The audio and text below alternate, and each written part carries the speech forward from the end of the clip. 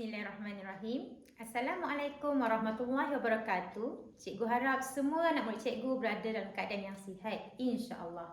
Jadi hari ini cikgu akan mengajar bahasa Melayu. Kita akan teruskan dengan tajuk baru iaitu kata sendi nama. Okey, jadi cikgu harap semuanya bersedia dengan buku teks bahasa Melayu jilid 1, buku teks tahun 2. Okey, ada semua?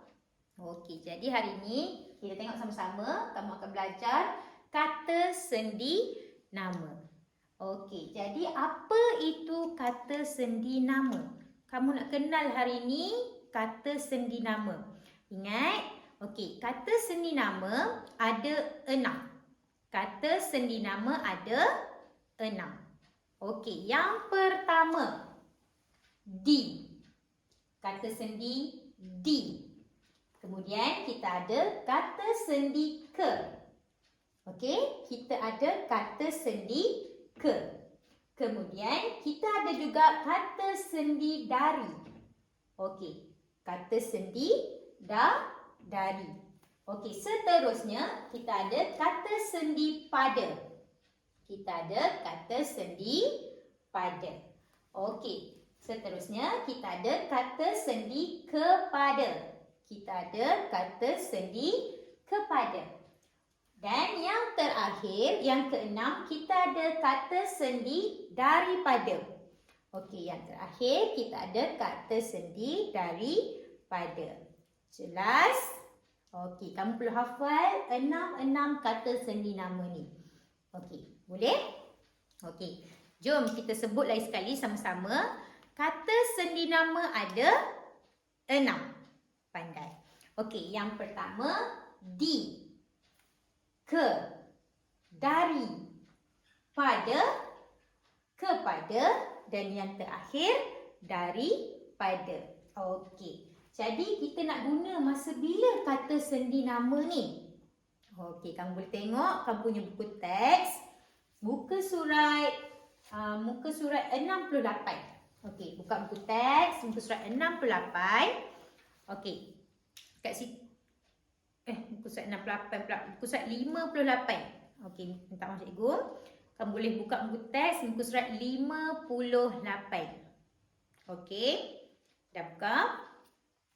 Sekarang ni kamu tengok kata sendi nama. Okey, ada info bahasa dekat bawah tu. Dekat bawah ni ada info bahasa. Okey, kita tengok sama-sama. Apa itu kata sendi nama? Kata sendi nama ialah perkataan yang letaknya di hadapan kata nama atau frasa nama untuk menerangkan kata nama atau frasa nama tersebut. Okey, boleh faham tak apa yang nak disampaikan tu? Okey, cikgu terangkan kat sini. Kata sendi nama ni dia ada dekat depan sebelum kata nama. Contoh kata nama yang kamu pernah belajar sebelum ni untuk tempat, benda, orang, masa. Itu contoh, semua contoh kata nama. Jadi contohlah cikgu kata kata nama untuk tempat, iaitu kita guna Kuala Lumpur. Jadi sebelum perkataan Kuala Lumpur tu, kita letak kata sendi nama. Sebab nak menerangkan Kuala Lumpur tu. Kata sendi nama apa yang sesuai untuk letak di hadapan kata sendi nama tu. Okey, kita akan belajar sama-sama selepas ni lah. Lepas ni cikgu akan ajar. Tapi selalunya untuk tempat yang sesuai kita guna, kita letak kata sendi nama di, ke. Itu contoh untuk tempat.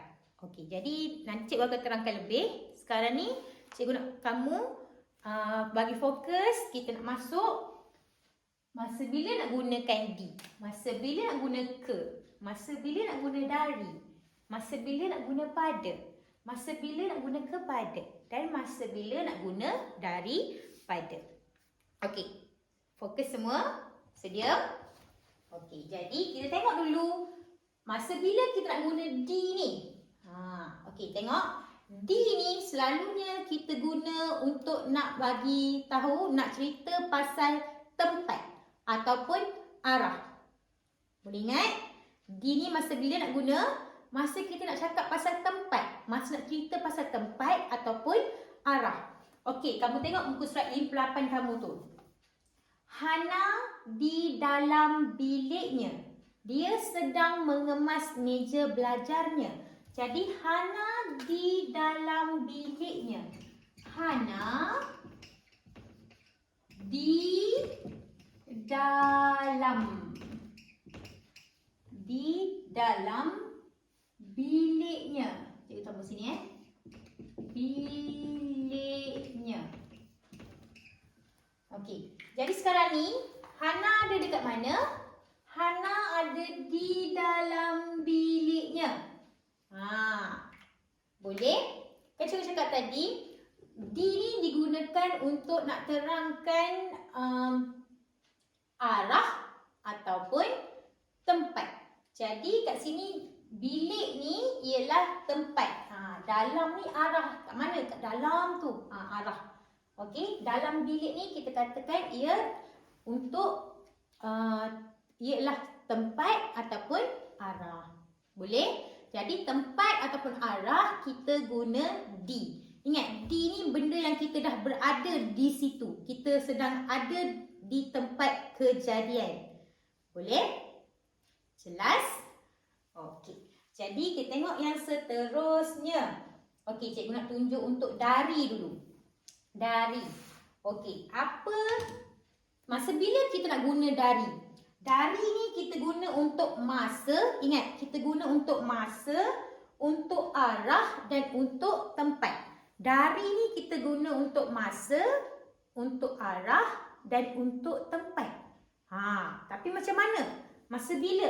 Okey, kita tengok contoh dari. Tengok Hana mengambil alat tulis dari atas meja dan di dalam laci. Hana mengambil alat tulis dari atas meja dan di dalam laci. Maksudnya, mula-mula dia ambil alat tulis tu dari mana? Dia ambil dari atas meja dan di dalam laci. Dua tempat kan dia ambil kan? Dari atas meja. Maksudnya dia baru nak dia nak pergi ambil dari mana tempat tu? Dari atas meja. Dia baru nak pergi ambil. Macam tadi, D ni dia dah ada di tempat tu. Okey? Dia dah ada di dalam tempat tu. Kalau dari ni, dia nak pergi ambil kat mana? Dari atas meja. Tadi cikgu cakap meja ni, Tadi cikgu cakap dari ni kita boleh guna untuk masa, untuk tempat dan untuk masa, tempat dan arah. Okey, boleh? Masa, tempat dan arah. Jadi kalau atas meja ni, itu namanya tempat. Kat mana ada alat tulis dia? Ada atas meja. Dia ambil kat mana? Dia ambil dari atas meja. Baru nak pergi ambil. Boleh? Dapat tak beza D dengan dari? Ingat, D tu kita sedang ada dah kat tempat tu. Okey, tapi kalau dari kita nak pergi ambil benda tu, daripada mana kita ambil ni? Nak ambil kat mana? Dari mana? Kita nak ambil dekat tempat atas meja. Boleh? Okey. Kita tengok pula contoh untuk daripada. Okey, daripada ni selalunya kita guna untuk benda. Okey, untuk benda dan untuk manusia. Ingat, daripada ni untuk benda ataupun untuk manusia. Ataupun kita nak buat perbandingan. Boleh? Okey. Contoh. Alat tulis di atas meja lebih banyak daripada alat tulis di dalam laci. Dekat sini, ayat ni dia nak menunjukkan perbandingan. Tadi saya cakap daripada ni kita boleh gunakan untuk manusia, untuk benda dan untuk perbandingan. Ataupun daripada alat tulis. Tengok alat tulis di atas meja lebih banyak daripada alat tulis di dalam laci. Boleh? Ini perbandingan. Ayat daripada ni diguna untuk buat perbandingan. Selalunya kalau untuk manusia pun boleh. Contohnya, saya dapat surat daripada kawan saya. Boleh? Contoh daripada yang cikgu sampaikan untuk manusia, kawan. Kawan tu kan manusia, kawan kamu. Jadi saya dapat sepucuk surat daripada kawan saya. Boleh? Selepas perkataan daripada, ada perkataan kawan. Jelas? Okey, jadi dekat sini yang kamu tengok dalam buku ni, dia menunjukkan perbandingan. Okey, kita tengok pula contoh D. D dah tadi. Tapi kita baca sama-sama. Hana meletakkan barang-barang itu di bawah meja. Dia membuang barangan yang buruk ke dalam bakul sampah. Dapat beza tak? D dan ke ni.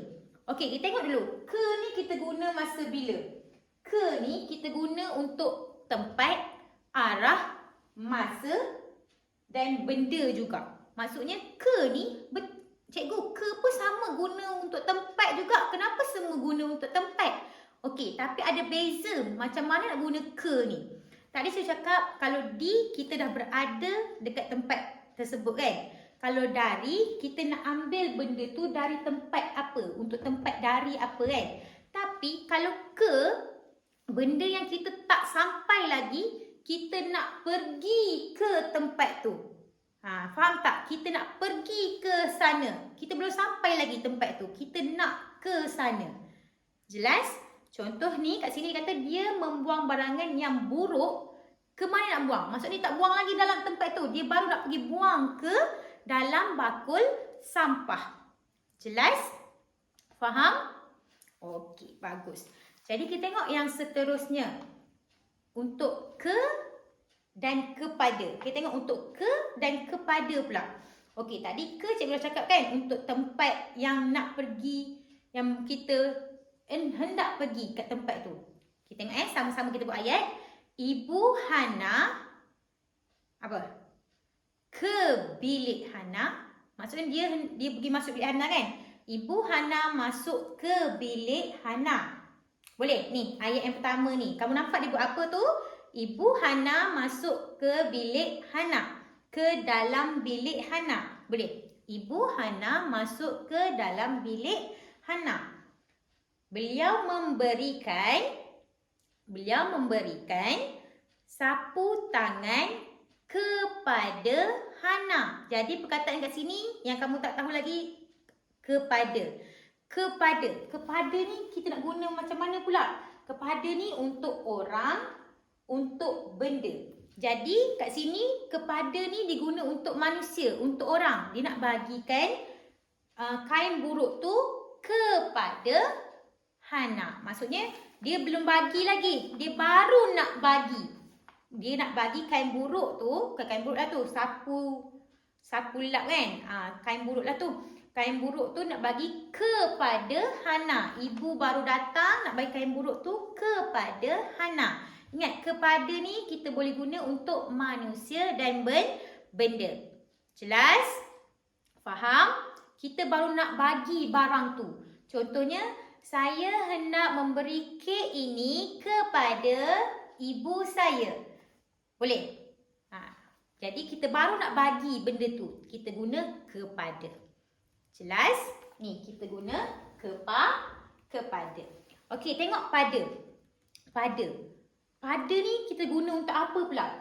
Okey, pada kita guna untuk masa, untuk orang, untuk binatang dan untuk benda. Contoh kita kat sini dalam ni kita boleh guna untuk orang, untuk masa, untuk benda. Benda kat sini contoh, kamu nampak apa tu? Okey. Hana mengelap habuk pada meja. Pada meja. Meja tu ialah tempat pula, ialah benda. Benda. Jadi Hana mengelap mengelap habuk pada meja. Cikgu tulis kat sini ya. Hana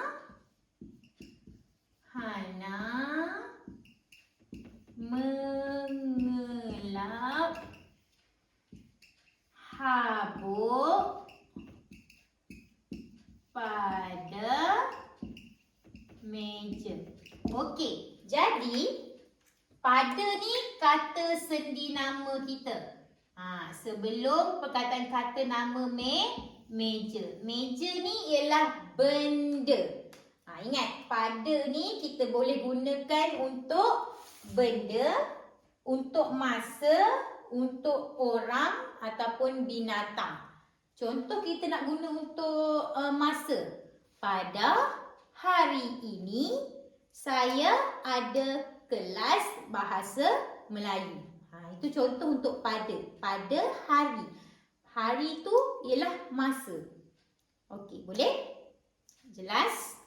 Okey, kalau untuk orang, saya berikan pada untuk orang. Boleh contoh?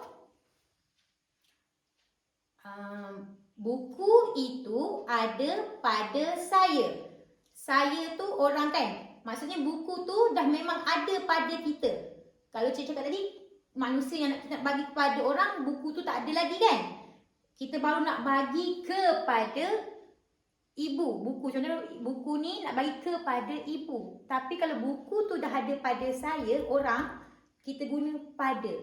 Yang dah ada dekat diri sendiri. Contoh, buku itu sudah ada pada saya. Maksudnya, buku tu dah ada dah pada orang tersebut. Bukan baru nak bagi. Jadi kita guna pada. Okey, kalau contohnya papan putih ini melekat pada dinding. Nampak? Contoh ni benda papan putih ini melekat pada dinding. Kita dah benda tu memang dah ada. Kita nak letakkan kat situ. Memang dah ada dekat situ. Bukannya kita baru nak bagi dia, baru nak letakkan dia. Faham? Okey, beza pada, kepada, dari, daripada, ke, pada dan di. Boleh dapat bezakan? Okey. Jadi, yang terakhir tu, apa agak-agak ayat yang kita boleh tunjuk? Kita boleh bina untuk di. Okey. Hana menyusun buku di sudut dinding. Boleh? Betul tak dia letak kat hujung kan? Kat bucu lah. Okey, Hana menyusun buku di bucu meja. Contoh yang terakhir tu di juga kan? Hana menyusun buku di bucu meja. Okey, di bucu meja ni tempat dah ni, arah bucu meja. Dekat mana? Dekat bucu meja disusun. Dekat ujung sekali tu. Betul? Nampak dalam ni kan? Jadi diguna perkataan kata sendi di. Okey, jelas? Okey, jadi kalau kamu nak tengok, kamu boleh faham ke masa bila nak guna perkataan-perkataan kata sendi nama ni, kamu boleh buat aktiviti, buat latihan dalam buku aktiviti. Muka surat 68. Muka surat 68. Boleh buat buku aktiviti kamu ni, muka surat 68. Ni. Okey, jadi ingat kata sendi nama ni ada 6. Kamu kena hafal 6 kata sendi nama ni. Boleh ulang sekali lagi sebelum kita nak habiskan kelas kita hari ni. Kata sendi nama ada 6. Yang pertama di, ke, dari, pada, kepada dan daripada. Okey, boleh? Ingat? Okey, bagus. Jadi, cikgu harap kamu hafal kata sendi nama ni. Kata sendi nama ni ada 6. Okey, jadi di sini sahaja kelas kita hari ini. Kita akan jumpa lagi di lain waktu. Cikgu harap semua anak murid cikgu sihat dan jaga diri, insya-Allah. Okey, assalamualaikum warahmatullahi wabarakatuh.